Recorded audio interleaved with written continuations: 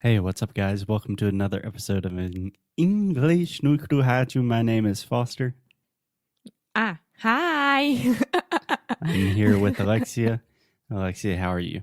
I'm fine. What about you? I am doing fantastic, thank you. So, this week on Inglês no Rádio, we are talking about drinks, getting drunk, getting responsibly. Getting wasted. Yeah, that's a whole nother episode. All of the different ways we can say drunk in English. But in the last episode, we had the idea to talk about cocktails because we'd already talked about wine and beer, but we entered into this very strange discussion about drinking ages and voting ages. It wasn't strange at all, but it wasn't planned. It was not according to the plan, so let's get back on track today and talk about cocktails. Yay. Yay. So, Alexia, general opinions about cocktails. I love them. You love them. Okay. What do you love about them? I think it's always different. I can drink vodka. Yeah. Vodka. Yeah, so this is a very good pronunciation lesson for you, my dear. Vodka. Vodka. Yeah, so at first I was hearing you say vodka. Mm-hmm. So in Portuguese, in Brazilian Portuguese, you would say vodka. Vodka. Vodka. Yeah, so you're saying the jika, which is really complicated. In English, we simply say vodka. Vodka. Nice. Okay, so I can drink vodka better than beer for sure. Okay. I prefer, but of course not pure vodka. Yes, Yes. I think most people understood that. Yeah, I'm talking about cocktails. And I can drink gin. Okay, vodka, gin. Yeah. Personally, I am not a fan of vodka. I think it is disgusting, but I do like gin. A good gin and tonic, a good G&T. Gin tea? G and T. G&T. G&T. Okay. Gin and tonic. Okay. Yeah. I love that. Yeah, gin and tonic's good. So you like cocktails because of the variety? The variety, yes. I love that. And I love that it doesn't taste alcohol at all. It doesn't taste like alcohol. Yeah. Or you cannot taste the alcohol. I cannot taste the alcohol when it's well done, well made. How do I say it? Either one. Okay. Yeah, when it's done well. When it's done well. Because sometimes when you are in Rio and you order a caipirinha, I love saying this in English, a caipirinha. Caipirinha. If it's bad, you can taste the cachaça and you can taste the vodka and it's horrible. And you drink it like asking God to not have a horrible hangover Yeah, hangover. the other day. Yeah. Just so you guys know, we are in a co-working space that has a lot of noise going on. So I think we are just going to have to deal with it. Okay, so yes, you ask God for forgiveness and say, please, Lord, do not give me a hangover. I do that every time I drink. But I think this is one thing that I do not like about cocktails is the variety. If I'm drinking beer, if I'm drinking a glass of wine, I know what I'm getting.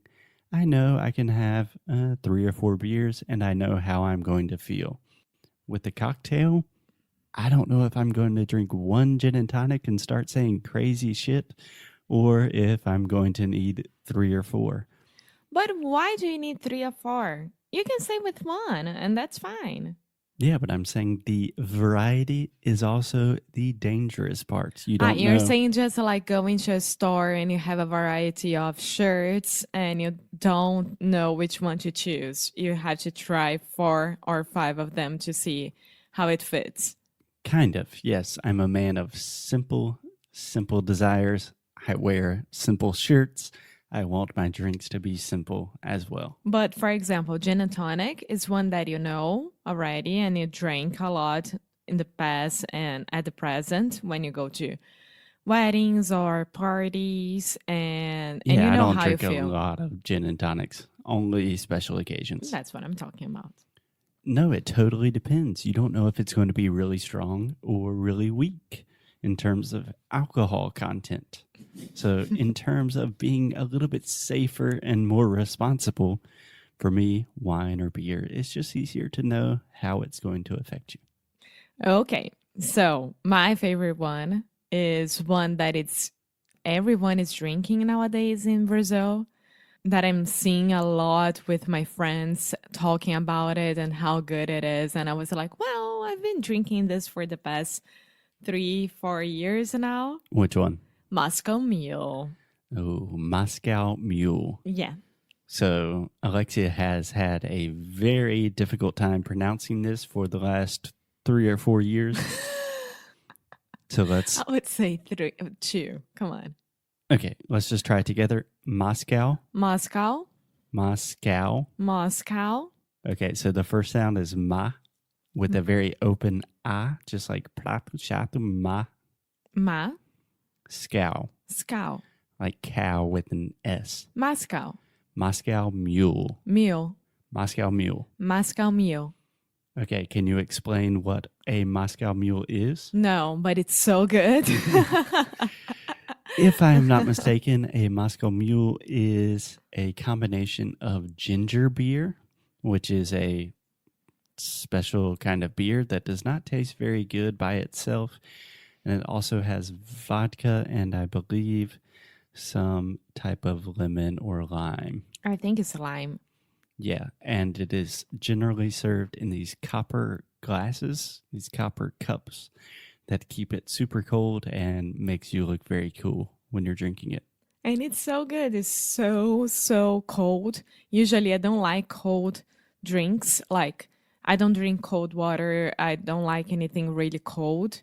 But this one is so good. Yeah. And with one of those, I'm good to go home and go to sleep. I think that is the same for pretty much any drink with Alexia. But yeah, Moscow Mule is awesome. I did not realize that that's a big thing in Brazil nowadays. Yeah, everywhere. Everywhere there that you go, even parties, they're going to have Moscow Mule. Cool. Which is weird for me. But it's so cool at the same time. Yeah, Russians taking over the world once again. Speaking of Russians, sorry, do you have another thing to say about Russians? So, Moscow, right? Moscow. Yeah. Now I realize how wrong I've been saying Moscow. No, oh my God. Moscow. Moscow. Moscow. Moscow. My whole life wrong. Yeah, I've been trying to tell you for a few years now, and you only listen to me when it's live. It's the necessity situation. Sure. Okay, so speaking about Russia. Yeah. What? Another one of your favorite drinks. And I blame your dad because of that. Oh, anything related with drinking alcohol in general, we blame my father. White Russian. Yes. Do you want to explain what a white Russian is? I know that it's white because I have no idea how he makes it. But one day I was at your house, and your parents' house, and then he was like, Alexia, do you want to try this? And I'm like, no, thank you, Jamie, because we were leaving to have dinner or something like that. I don't remember at all. And I'm okay. And then he made one for him and he made me try it, and it was amazing. It's just like chocolate milk but with alcohol inside for me. Yeah, it's kind of like an after dinner drink, a dessert drink. So a white Russian is simply vodka, milk, and a type of alcohol called Kahlua, which is like a chocolate hazelnut cream thing. And it's delicious. Also really cold, and it was amazing. You serve it on ice or on the rocks, as we say, and it's delicious. Yeah. And a black Russian would be just vodka and Kahlua, Okay, no milk. this is too much for me. Yes, I agree. I agree. So, Alexia, any final words about cocktails? Whiskey and bourbon. Mm-hmm. Is that how I say it? Bourbon? Mm-hmm. Whiskey and bourbon. Yeah, I don't like those at all. Me either, which is Me strange. either or me neither? Either one. Okay. Yeah, me either, me neither. Same thing.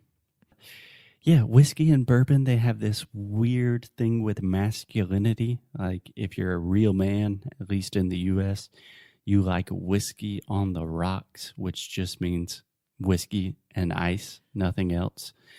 And all of my friends who in college did not like this, like my brother as well, everyone now that we're getting a little bit older, everyone loves whiskey. It's like a man thing.